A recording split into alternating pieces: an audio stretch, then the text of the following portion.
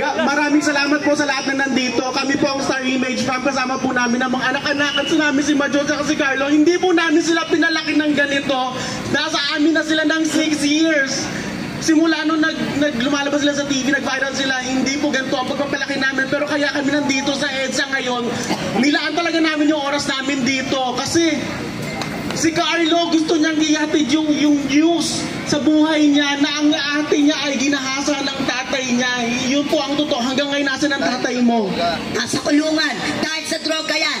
Yun po ang totoo. Kaya kami nandito dahil sa kagustuhan ng batang si Carlo. Hindi po siya ginagamit. Hindi po kami bayad. Nandito kami para sa pagmamahal sa bayan. Ngayon lang nangyari sa atin to, di ba? Opo. Tama po yun. Kung may marami sa amin nakakakilala, lalo na kay Carlo na nagsalita kanina, siya po yung anak-anakan ni Vice Ganda. Na batang makulit noon, na laging kasama ni Vice sa mga pelikula niya. Kahit si Majo, ayan si You Do Not Girl, si Majo, wala pong pumilit sa amin dito, hindi po namin sila tinuruan, bagkos sila pa ang nagpumilit sa amin na pumunta dito sa EDSA dahil naaawa na sila sa Pilipinas. Dahil sa murang edad nila gusto na lang ipaglaban ang Pilipinas. Sa mga kapwa naming influencers na siguro ngayon tinatawanan lang kami dahil lahat sila kampe sa gobyerno dahil may nahihita sila. Meron silang nakukuhang talent fee bawat imbita sa kanila ng gobyerno, may bayad sila dahil influencer sila, mga artista sila, may talent fee sila. Kami wala. Nagpunta kami dito ng buong puso. Gusto naming ipaglaban ang tunay na nagmamahal sa Pilipinas. Walang iba kundi si VP Sara Duterte.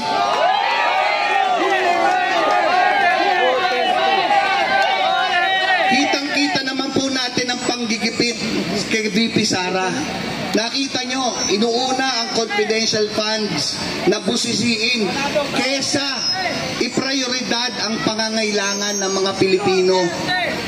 Nakita po natin, ang dami pa rin nagbubulag-bulagan, nagbibingi-bingihan, lalo na sa sektor namin, sa entertainment industry, na ang walang ibang laman ang news ng mga top networks na yan, kundi ang pagdurog sa ating VP Sara Duterte na talagang nagmamahal sa Pilipinas. Nakita nyo naman kahit anong pagdudurog na ginagawa, lumalaban tayo ng patas, lalo na ang ating VP. Protektahan natin ang Vice President, guys. Imbis na mag-stay lang kayo sa bahay, pumunta kayo dito, mapayapang rally to. Okay? Lahat dito na nandito, nagmamahal sa Pilipinas. Yung mga nag-i-stay lang sa bahay, nanonood lang, lumabas na kayo. Wala dyan sa pagpindot nyo ang tamang laban, ang totoong laban. Nandito yan sa EDSA, kasama namin.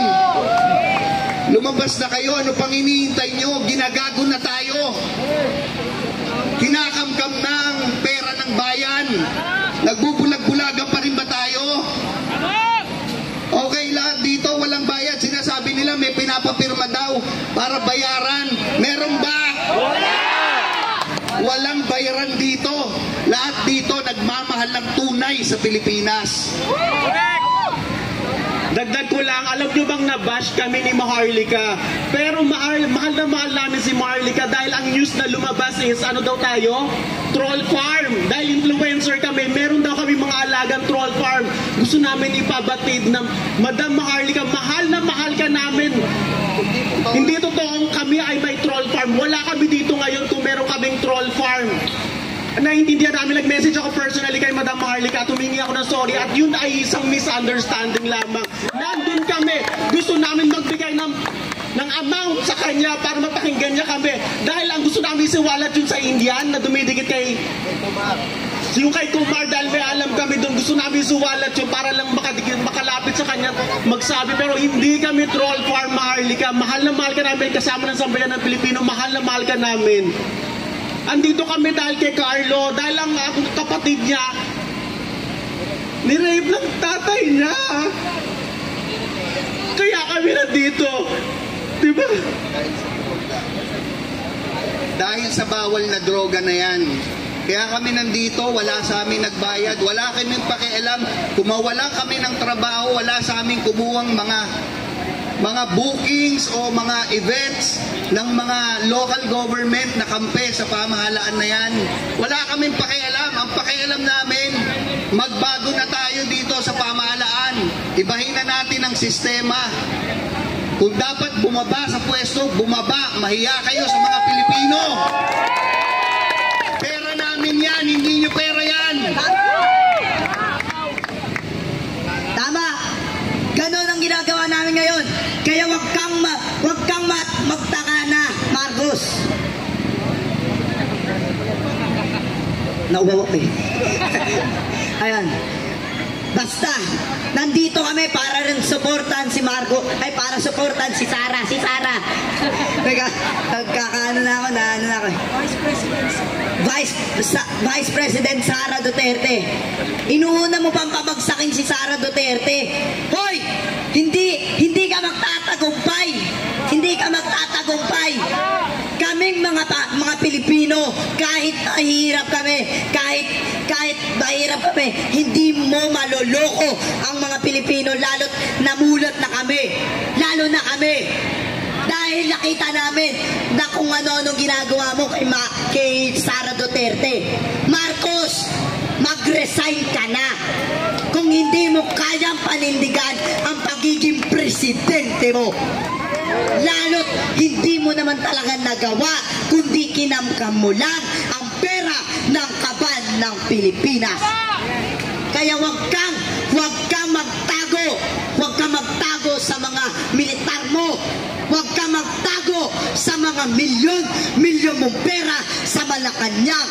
Dahil kami, kapag nagalit ng todo ang mga Pilipino, baka dyan sa Malacanang umabot ang galit namin. Maraming salamat po. Maraming salamat sa lahat. God bless sa lahat po. Maraming salamat. Mabuhay ang Pilipinas! Ang bayan ko'y tanging ikaw. Ating mga kamay! Pilipinas kong mahal, ang puso ko at buhay man. Sa iyo'y ibibigay, tungkulin kong nagampanan.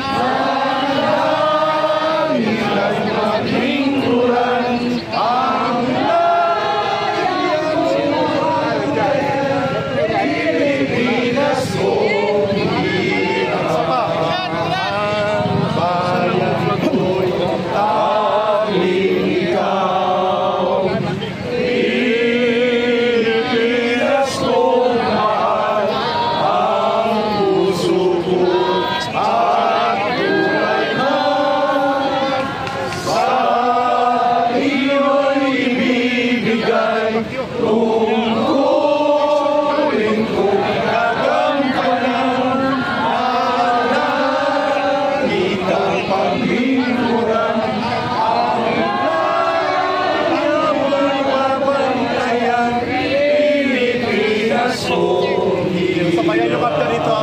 Kay sarap mabuhay sa sariling bayan. Kung